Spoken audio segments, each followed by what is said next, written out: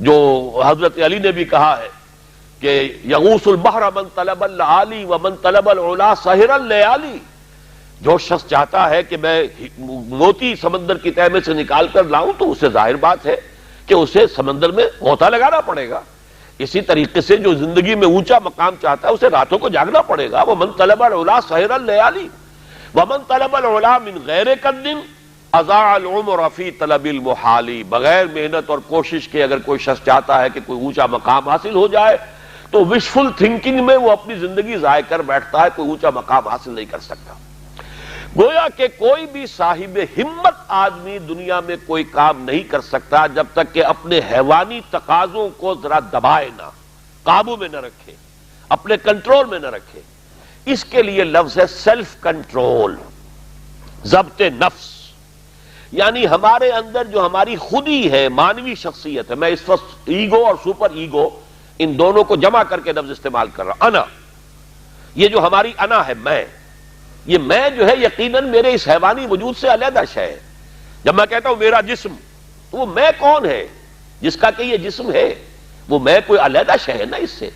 میری آنکھ، میرے کان، میرا سر، میرے پاؤں، میرا ہاتھ، میری ٹانگیں، یہ سب کچھ تو میرا جسم، میرا وجود۔ میں کون ہے؟ وہ انا ہے، وہ خودی ہے، وہ ایگو ہے، وہ سیلف ہے۔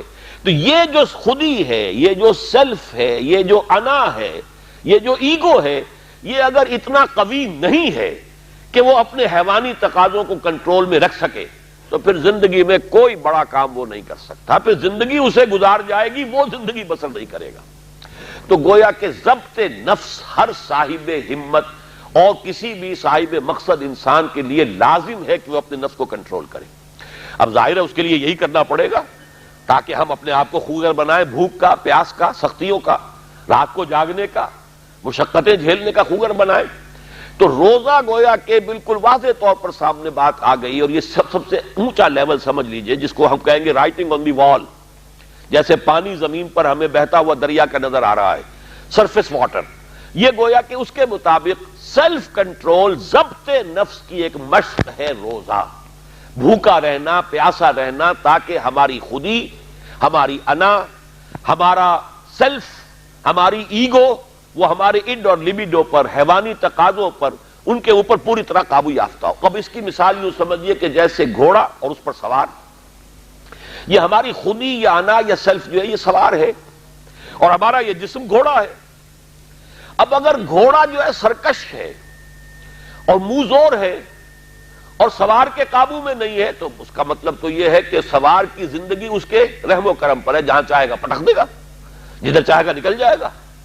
لیکن اگر سوار جو ہے وہ طاقتور ہے، مضبوط ہے، گھوڑے کے اوپر اس نے قابو کیا ہوا ہے، اس کی دونوں رانے جو ہیں وہ بھی گھوڑے کو محسوس ہو رہی ہیں کہ میری پسلیوں کے اندر پوری قوت کے ساتھ دسی ہوئی ہیں، لہذا وہ گھوڑا جو ہے اب حکم مان رہا ہے اپنے سوار کا۔ تو اب یہ کہ انسان جو ہے اس سواری کے ذریعے سے اپنا جو بھی مقصد ہے، جو منزل ہے، وہاں تک پہنچ جائے گا۔ تو ہماری انا یا خودی یا سیلف، یہ ایگو، یہ ہمارا وہ سوار ہے جو ہمارے اس حیوانی وجود کے گھوڑے پر، مرکب پر سوار ہے۔ اگر تو یہ خودی مضبوط ہے، توانا ہے، طاقتور ہے، کنٹرول میں ہے، تو یہ جو جسم ہے، یہ حیوان جو ہے، یہ گویا کہ اب اس کے تابع ہو گیا اور وہ اپنے مقصدی زندگی کے حصول کے لیے اس کو استعمال کرے گا۔ اور اگر یہ کمزور ہے اس کی انا یا خودی، تو پھر تو وہ زندگی جو ہے اور اس کے حیوانی تقاضے اسے جس طرح چاہیں گے استعمال کر دیں گے۔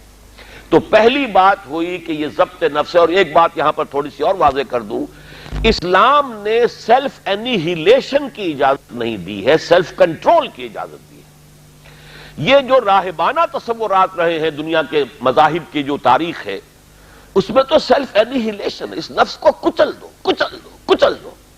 جیسی جیسی تپسیائیں ہندو یوگی کرتے رہے ہیں، یا جیسی جیسی ریاضتیں رہبان جو ہوتے تھے حضرت عیسیٰ علیہ السلام کے ماننے والے عیسائی راہب، اگر آپ ہسٹری آف کرسچین موناسٹسزم پڑھیں گے تو واقعی رونگٹے کھڑے ہو جاتے ہیں کہ کتنی تپسیائیں اور کتنی ریاضتیں سخت وہ لوگ کرتے تھے۔ لیکن یہ اسلام میں نہیں ہے، لا رہبانیت فی الاسلام۔ اسلام نے تو کہا یہ تمہارا وجود، تمہارا گھوڑا، اسے استعمال کرو، بس تمہارا کنٹرول اس پر ہونا چاہیے، تم اس کے تابع نہ ہو جاؤ، یہ تمہارے تابع رہے۔ یہاں تک کہ حضور نے حضرت عبداللہ ابن عمرو بن العاص رضی اللہ تعالی عنہما، ان کی ایک حدیث بھی ہمیں آج پڑھنی ہے، حضرت عمرو بن العاص جو ہیں وہ تو بڑے سیاستدان اور جرنیل، وہ تو اور طرح کے انسان تھے مزاجی اعتبار سے، اور یہ جو ان کے بیٹے ہیں عبداللہ ابن عمرو بن العاص، یہ انتہائی زاہد و عابد، انتہائی زاہد، ہر روز روزہ اور پوری پوری رات کھڑے ہیں نوافل پڑھ رہے ہیں۔ تو حضور کو جب معلوم ہوا، بلایا، یا عبداللہ اولم اخبر انک تصوم الدہر و تقوم اللیل، اے عبداللہ مجھے تو یہ خبر دی گئی ہے کہ تم ساری رات کھڑے رہتے ہو، نماز پڑھتے ہو، نہ تمہارا سروکار اپنے گھر والوں سے ہے، نہ بیوی سے کوئی تعلق ہے، نہ کسی اور سے ہے، اور پورے ہر روز روزہ رکھتے ہو۔ انہوں نے عرض کیا، بلا یا رسول اللہ، حضور ایسا تو ہے، کیسے انکار کرتے؟ فرمایا لا تفعل، ہرگز مت ایسا کرو، فإن لنفسک علیک حقا، ذرا یہ حدیث کے ان الفاظ کو نوٹ، تمہارے نفس کا بھی تم پر حق ہے، اس نفس کو کچلنا نہیں ہے، اس کو کل نہیں کرنا ہے، سیلف انیہیلیشن نہیں ہے، اس کا بھی حق ہے۔ تمہارا حق ہے کہ تم اپنے نفس کو تغذیہ بھی فراہم کرو، تقویت بھی دو، اس کے تقاضے پورے کرو، اس کے لیے مناسب وقفہ آرام کا بھی رکھو، یہ نفس کے بھی حقوق ہیں۔ وَإِنَّ لِنَفْسِكَ عَلَيْكَ حَقًّا وَإِنَّ لِزَوْجِكَ عَلَيْكَ حَقًّا وَإِنَّ لِزَوْرِكَ عَلَيْكَ حَقًّا، تمہارے نفس کا بھی تم پر حق ہے، تمہاری بیوی کا تم پر حق ہے، تمہارے جو بھی آنے والے ملنے والے ہیں، وزٹرز ہیں، زیارت کرنے والے، ان کا بھی تم پر حق ہے، تو سب کا حق ادا کرنا ہے۔ تو اس نفس کا بھی حق تو ادا کرنا ہے، لیکن اسے کنٹرول میں رکھنا ہے۔ تو پہلی بات تو یہ سمجھ میں آئی کہ صوم ایز سچ، ابھی رمضان کا ہم نے کوئی تذکرہ نہیں کیا، یہ صوم جو ہے کھانا پینا کچھ عرصے کے لیے روکنا، کچھ اور اپنی خواہشات پر قدغن لگانا، یہ گویا کہ ایک ایکسرسائز کے طور پر سامنے آئی سیلف کنٹرول کے لیے۔ لیکن اس سے اگلا مرحلہ آتا ہے، اگر یہ ایکسرسائز میں نے خود معین کی ہوتی تو اس کا مسئلہ کچھ اور ہوتا، لیکن چونکہ یہ ایکسرسائز جس کا نام صوم ہے یہ اللہ نے فرض کی ہے، گویا کہ اگر میں کچھ نہیں کھا رہا ہوں تو اس لیے نہیں کھا رہا کہ اللہ کو اس کا کھانا اس وقت پسند نہیں ہے، میں اگر نہیں پی رہا ہوں تو اس لیے نہیں پی رہا کہ اللہ کی طرف سے اجازت نہیں ہے، میری منقوہ بیوی موجود ہے لیکن میں اگر اس سے اس وقت ہم بستر نہیں ہو رہا تو اس لیے نہیں ہو رہا کہ میرے رب کا حکم نہیں ہے۔ گویا کہ اب یہاں کیا معاملہ ہوا کہ خودی کو مضبوط کرو لیکن پھر اسے خدا کے سامنے جھکا دو۔ یہ جب انسان کی خودی مضبوط ہو، پہلا مرحلہ تو یہ ہے، اگر آپ کی خودی مضبوط نہیں ہے اور ایاک نعبد و ایاک نستعین، اندر سے نفس کہہ رہا ہے کہتے رہو تم ایاک نعبد و ایاک نستعین، میں تو نہیں مانتا حکم، تم جھک بھی گئے ہو رکوع میں، تمہارا جسم تو جھکا ہے، تمہاری مانوی شخصیت تو اکڑی ہوئی کھڑی ہے، وہ جھکنے کو تیار ہی نہیں۔ وہ جو کہتے ہیں مولانا روم کہ نفس ما ہم کم طرف فرعون نیست لیکن اورا اون ایرا اون نیست، میرا نفس بھی فرعون سے کوئی کم تو نہیں ہے۔ فرعون نے کہا تھا الیس لی ملک مصر، کیا مصر کی بادشاہی میری نہیں ہے؟ وہذہ الانہار تجری من تحتی، اور یہ سارا اریگیشن سسٹم میرے کنٹرول میں، جس کو چاہوں پانی دوں، جس کو چاہوں روک دوں۔ اسی طرح میرا جسم کہتا ہے، میرے اندر کا نفس کہتا ہے یہ میرا وجود ہے، اس میں میرا حکم چلے گا، میں نہیں جانتا کیا حلال کیا حرام، کون خدا کیا اس کے احکام۔ تو یہ جو نفس کہتا ہے نفس ما ہم کم طرز فرعون نیست لیکن اورا اون ایرا اون نیست، چونکہ فرعون کے پاس لاؤ لشکر بھی تھا، اس نے ڈنکے کی چوٹ بھی کہہ دیا انا ربکم الاعلی، میرے پاس لاؤ لشکر نہیں ہے، میں کہہ تو کچھ نہیں سکتا، لیکن میرا نفس اندر سے یہی کہتا ہے کہ یہ میری اقلیم ہے، یہ میری سلطنت ہے، اس پہ میری مرضی چلے گی۔ اس حوالے سے جب تک کہ انسان کی خودی جو ہے قابو یافتہ نہیں ہے اپنے وجود پر، اس وقت تک اس کا یہ کہنا ایاک نعبد و ایاک نستعین بے معنی ہے، اس کا کوئی مفہوم ہی نہیں۔ میں اس کی مثال یہ دیا کرتا ہوں کہ فرض کیجئے شہنشاہ اکبر کا دور ہے یا شاہجہاں کا یا جہانگیر کا، اور کوئی ہندو راجا کہیں کا تھا، اس سے پہلے باغی تھا، اب وہ حاضر ہوا ہے سر اطاعت خم کرنے کے لیے، تو اس کا یہ فعل اسی وقت بامانی ہے جب اس کی اپنی حکومت اس ریاست میں قائم ہے۔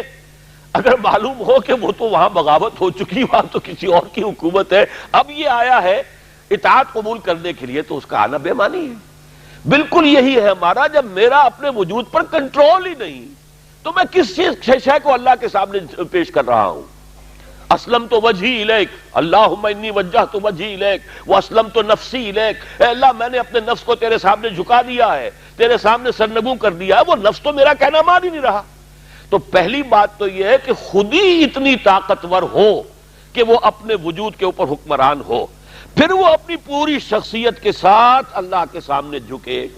جب یہ مضبوط اور توانا خدا کے سامنے اپنے آپ کو گرا دیتی ہے، بچھا دیتی ہے، اس کا نام تقویٰ ہے، اللہ کا تقویٰ۔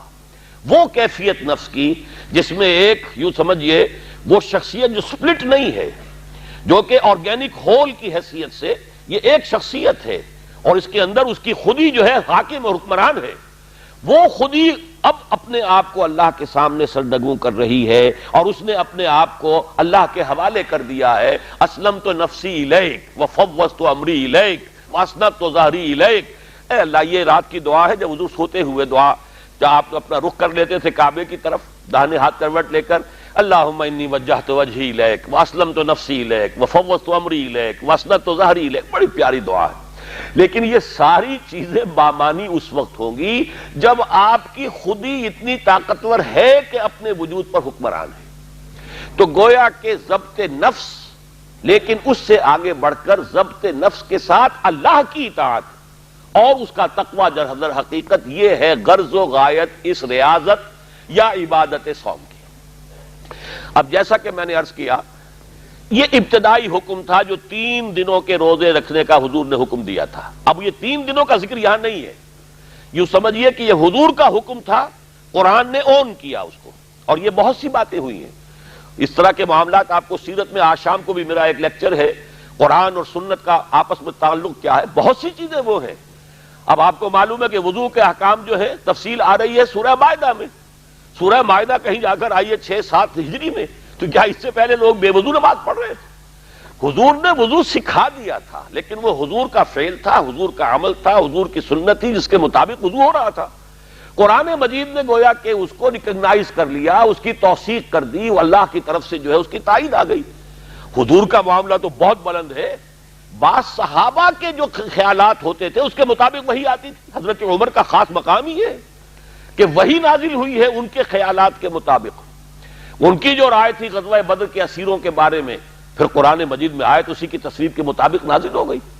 ان کی جو رائے تھی پردے کے بارے میں کہ پردہ ہونا چاہیے، حضور سے کہتے رہتے تھے، خاص طور پر آپ اپنی ازواج مطہرات کے بارے میں اس کے مطابق آیات نازل ہو گئی۔ تو اس لیے یہ تو قرآن مجید جو ہے اس کے اندر یہ چیزیں موجود ہیں کہ بعض چیزیں حضور نے پہلے کر دی اور اس کے بعد قرآن نے ان کو اون کر لیا۔ جیسے ہم کہتے ہیں کہ حدیث کہتے ہیں حضور کے قول کو، فعل کو اور تقریر کو۔ یہ تقریر بہت سے لوگ نہیں سمجھیں گے میں تقریر کر رہا ہوں، یہ تقریر نہیں۔ تقریر یہ حضور نے کوئی شے فرمائی، یہ بھی حدیث۔ حضور نے کوئی کام کیا، کسی صحابی نے دیکھا کہ یوں کر رہے ہیں، بیان کر دیا، حضور کا کوئی قول نہیں ہے، لیکن یہ بھی حدیث۔ اسی طریقے سے حضور کے سامنے کوئی کام ہوا اور آپ نے نہیں روکا، یہ بھی حدیث۔ یہ طے ہو گیا کہ حضور کے سامنے ہوا، حضور نے روکی، اسے تقریر کہتے ہیں، برقرار رکھنا۔ کوئی شے آپ کے سامنے ہوئی، آپ نے روکا نہیں اور آپ نے برقرار رکھا، گویا کہ اسے سند حاصل ہو گئی، حضور کی طرف سے اس کی توثیق ہو گئی۔ تو حضور کا قول، حضور کا عمل اور حضور کی تقریر، 3 کو جمع کرتے ہیں تو یہ خبر بنتی ہے۔ صحابی کا قول، صحابی کا فعل، صحابی کی تقریر، اس کو اثر کہتے ہیں، اور اخبار اور آثار کو جمع کرتے ہیں تو حدیث بنتی ہے۔ یہ 6 چیزوں پر حدیث جسے ہم کہتے ہیں وہ مشتمل ہے۔ تو اسی طریقے سے یہ حضور نے حکم دیا 3 دنوں کا، لیکن اب اس کو اون کرتے ہوئے اللہ تعالیٰ ترغیب کے انداز میں، ابھی یہ جس کو ہم کہتے ہیں فقہ میں کہ یہ پہلا مرحلہ ہے اس صوم کی عبادت سے متعارف کرانے کا، لہذا اچانک اسے فرض نہیں کیا گیا بلکہ الوجوب علی التخییر۔ میں اس کی وضاحت بعد میں کر دوں گا۔ لہذا فرمایا ایام معدودات، گنتی کے چند دن ہیں۔ اب میں حیران ہوتا ہوں کہ جو حضرات ان آیت کو بھی سمجھتے ہیں کہ روزے سے متعلق ہیں، وہ اس کا کیا مفہوم لے؟ گنتی کے چند دن، 30 دن تو گنتی کے چند دن نہیں ہوتے، 30 دن تو بڑی بات ہے، 29-30 دن۔ قرآن مجید القرآن یفسر بعضہ بعضا، آگے جو حج کے احکام آ رہے ہیں ان میں پھر ایام معدودات کے الفاظ آئے ہیں کہ جب حج ہو چکا اس کے بعد جو مبیت ہے، منا میں قیام ہے، وہ 2 دن کا ہے یا 3 دن کا ہے۔ ایام معدودات، فمن تعجل فی یومین فلا اثم علیہ ومن تاخر فلا اثم علیہ، یہ گنتی کے چند دن ہیں جو تمہیں اب منا میں قیام کرنا ہے۔ جو جلدی کرے 2 دن میں وہاں سے چلا آیا کوئی حرج نہیں، جس نے مؤخر کر دیا 3 دن کر دیے کوئی حرج نہیں۔ تو 2 یا 3 دن پہ اطلاق ہوا نا اس کا، ایام معدودات کا۔ اور ویسے بھی عربی نحو کی روح سے اسے جمع قلت کہتے ہیں یہ 10 سے کم پر ہی اس کا اطلاق ہوتا ہے، جمع قلت کا وزن ہے یہ. تو یہ گنتی کے چند دن یہ الفاظ بول رہے ہیں کہ یہ صوم رمضان سے متعلق نہیں ہے، بلکہ یہ وہی 3 دن ایام 20 جو تھے ان کے روزوں کا حکم ہے. اس میں بھی اب 2 رعایتیں دی گئیں. ایک تو یہ کہ فمن کان منکم مریض او علی سفر فعدۃ من ایام اخر، جو کوئی بھی تم میں سے ان ایام میں بھی یا تو بیمار ہے یا سفر پر ہے تو وہ تعداد پوری کر لے دوسرے دنوں میں، ایک رعایت. اور دوسری رعایت وعلی الذین یطیقونہ، اور ان لوگوں پر، علی عطا مخالفت کے لیے، بطور تاوان کہہ لیجئے، بطور کفارہ کہہ لیجئے، ان لوگوں پر کہ جو اس کی طاقت رکھنے کے باوجود روزہ نہ رکھیں، یعنی یہ کہ نہ سے بیمار ہیں اور نہ ہی سفر پر ہے پھر بھی نہیں رکھنا چاہتے. یہ ایک دوسری رعایت ہے جو دی جا رہی ہے. وعلی الذین یطیقونہ فدیۃ طعام مسکین، وہ فدیہ ادا کرے ایک مسکین کو کھانا کھلانا. خود رک رہے تھے، 2 وقت کھانا نہیں کھایا تھا، اب یہ کھانا کسی مسکین کو کھلا دے اگر آپ نہیں رک رہے تو یہ گویا کہ فدیہ ہو جائے گا. یہ ہے جس کو ہم کہتے ہیں وجوب علی التخییر. ایک وجوب وہ ہے کہ جو علی التعیین، یہی کام آپ کو کرنا ہے ہر صورت. ایک یہ کہ علی التخییر واجب تو ہے لیکن چاہے یہ کر لیں چاہے یہ کر لیں. تو پہلا جو وجوب ہوا ہے وہ وجوب علی التخییر ہے کہ چاہو تو روزہ رکھو اور چاہو تو روزہ نہ رکھو تو فدیہ دے دو. اور اس کے اوپر آخری الفاظ بول رہے ہیں اور اس کی دلالت کر رہے ہیں وَأَن تَصُومُوا خَيْرٌ لَكُمْ، اور دیکھو اگر تم روزہ رکھو تو یہ تمہارے لیے بہتر ہے. یہ ترغیب جو میں نے کہا تھا، تدریجاً انہیں مانوس کرنا ہے اس روزے کی عبادت کے ساتھ. وَأَن تَصُومُوا، اگر تم دیکھو اس رعایت سے فائدہ نہ اٹھاؤ اور روزہ رکھو، خیر لکم ان کنتم تعلمون، تو یہی تمہارے حق میں بہتر ہے اگر تم علم رکھتے ہو. صحیح جو حکمت ہے وہ تو اللہ تعالیٰ نے جو کہا ہے تو یقیناً اس میں حکمت ہے. لیکن عجیب ایک بات ہے کہ اس سے پہلے 22ویں رکوع میں بھی کتبہ آیا ہے، کتبہ علیکم القصاص بھی آیا ہے. کتبہ علیکم، اگر کوئی شخص جو ہے فوت ہو رہا ہے، ان ترک خیرا للوصیۃ للوالدین والاقربین، اس کے لیے بھی لازم ہے کہ وہ اپنے والدین کے لیے، قرابت داروں کے لیے کچھ وصیت کرے.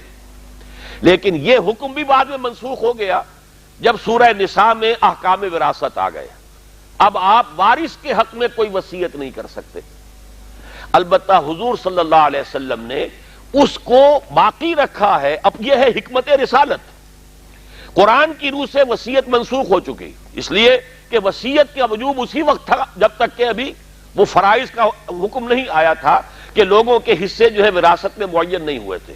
اب قرآن کی روح سے وہ حکم تو منسوخ ہو گیا لیکن حضور نے اسے تہائی کے درجے میں برقرار رکھا.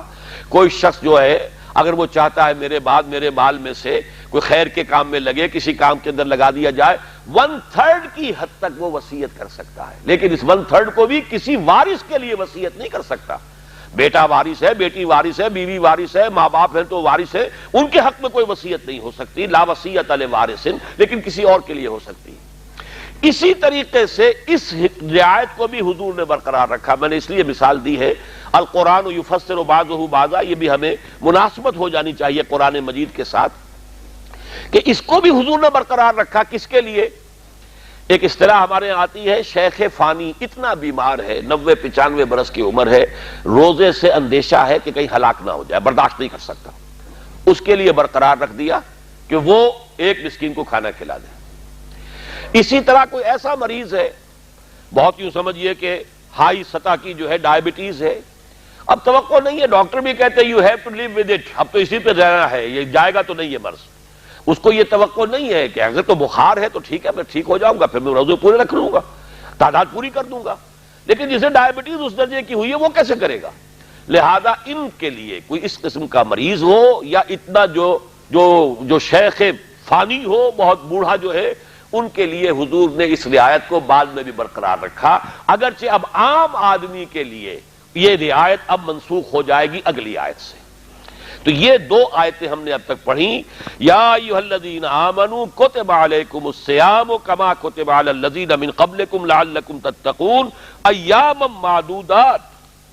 3 دن ہیں گنتی کے، لیکن اس میں بھی رعایت دے رہے ہیں فمن کان مریض منکم مریضا او علی سفر فعدۃ من ایام اخر، ایک رعایت.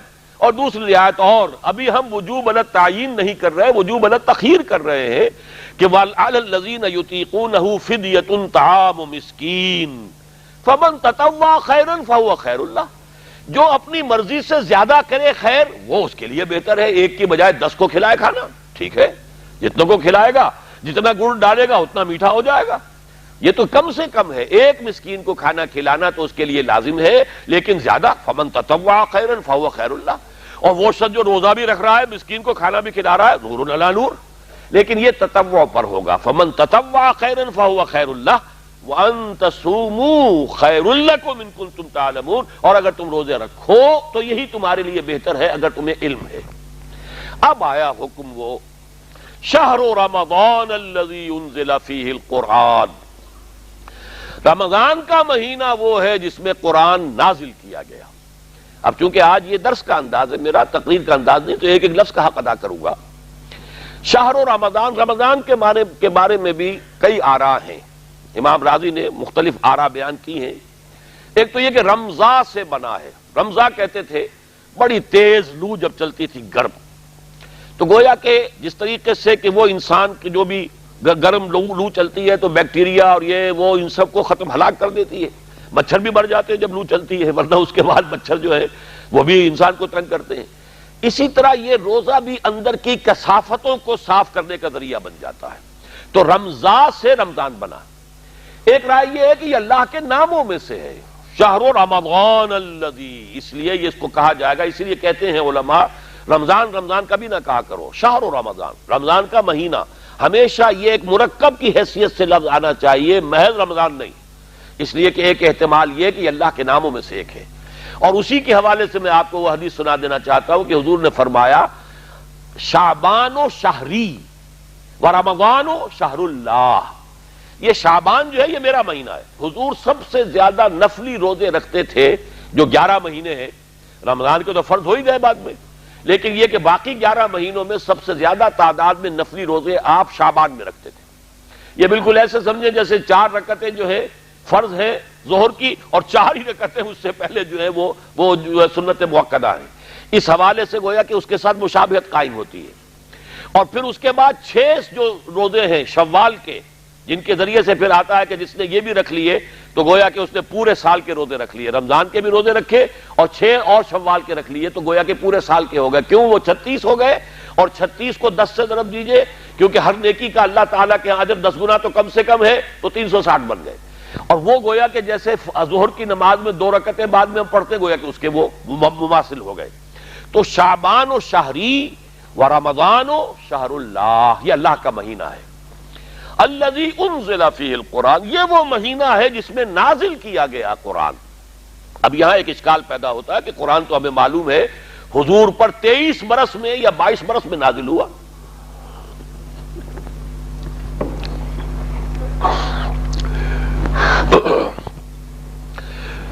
تو نوٹ کر لیجئے عربی زبان میں ایک ہے باب افعال، ایک ہے تفعیل۔ باب افعال میں جو مصدر آئے گا وہ کوئی کام دفعتن کر دینا، تفعیل میں وہی لفظ آئے گا تو کسی کام کو تھوڑا تھوڑا تھوڑا تھوڑا کر کے تدریجن کرنا، تدریج بھی تفعیل ہے۔ جیسے اعلام، وزارت الاعلام، مکتب الاعلام، آپ نے لکھا ہوگا عرب ممالک میں انفارمیشن آفس، انکوائری آفس، تو یہ مکتب الاعلام اعلام ہے۔ بس یہاں آپ جائیے، کچھ پوچھنا ہے آپ کو بتا دیا جائے گا، اللہ اللہ خیر صلی اللہ۔ اب وہ جو بتانے والا اسے اس سے غرض نہیں آپ کی سمجھ میں آیا کہ نہیں آیا، اس نے تو اپنا فرض ادا کر دیا، وما علینا الا البلاغ، بس ہم نے پہنچانا تھا پہنچا دیا۔ ایک ہے تعلیم، سکھانا درجہ بدرجہ، پہلے الف سمجھ میں آ گیا تو بے سمجھاؤ، بے سمجھ میں آئے گا تو تے سمجھاؤ گے، درجہ بدرجہ تھوڑا تھوڑا کر کے کسی شے